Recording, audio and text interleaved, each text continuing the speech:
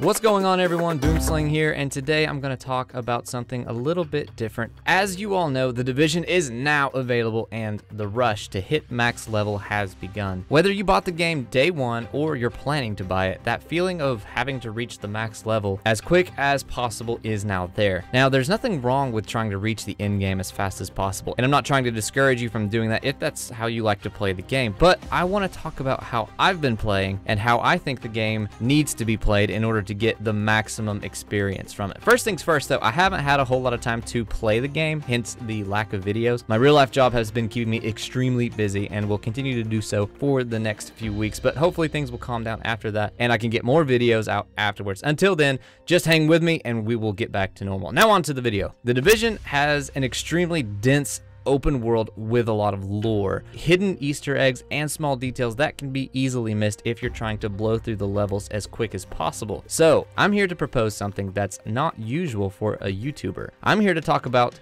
leveling up slow, or just playing the game at a slower pace in general. This game wasn't designed to be a race, so why reduce your actual playtime by running through it as fast as you can? There's an actual story here being told, not only in the main mission, but also in the collectibles. You can learn some really interesting things when you pay attention to them, which is hard to do when you feel rushed to beat the game as fast as possible. I'm really speaking to all the people who have either just bought the game, will buy it, or those people like me who don't have a whole lot of time to play. This game really shines when you let yourself become immersed in the environment and what's going on in it.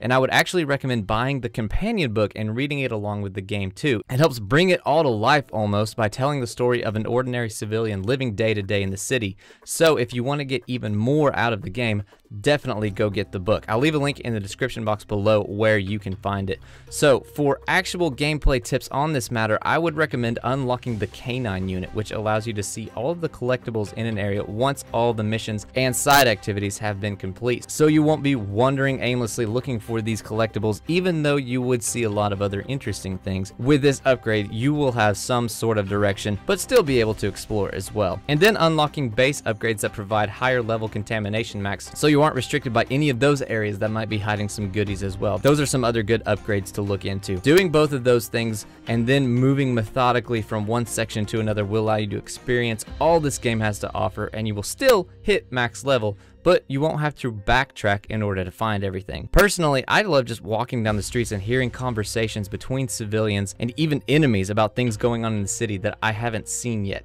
And having less time to play has really made me appreciate all of the hard work Massive puts into this game, even when it comes to the small details and all the intertwining stories of this mid-crisis New York. Every time I play, I'm more impressed. There are a couple issues I have with the game, which I'll talk about eventually, but I wanted to take this time to share with you all what I think is the best way to experience this game and how I think the developers meant for it to be played. And the best part about it is you will all have the end game to look forward to as you're playing it slow and taking it all in. So for the newcomers now and in the future, don't let yourself feel rushed to beat this game. You can play this game completely solo and enjoy it to the fullest, just as much as a 4-man squad speedrunning to the end. And for those of you speedrunning it, I admire your dedication and your determination. We're all gamers here and we all play differently, so let's go out and take back New York together. Now I'm speaking from personal experience. I played the game all day on launch. I took a whole day off of work specifically just to play it, and I felt the pressure to level up and try to beat it and try to level up as high as I possibly could,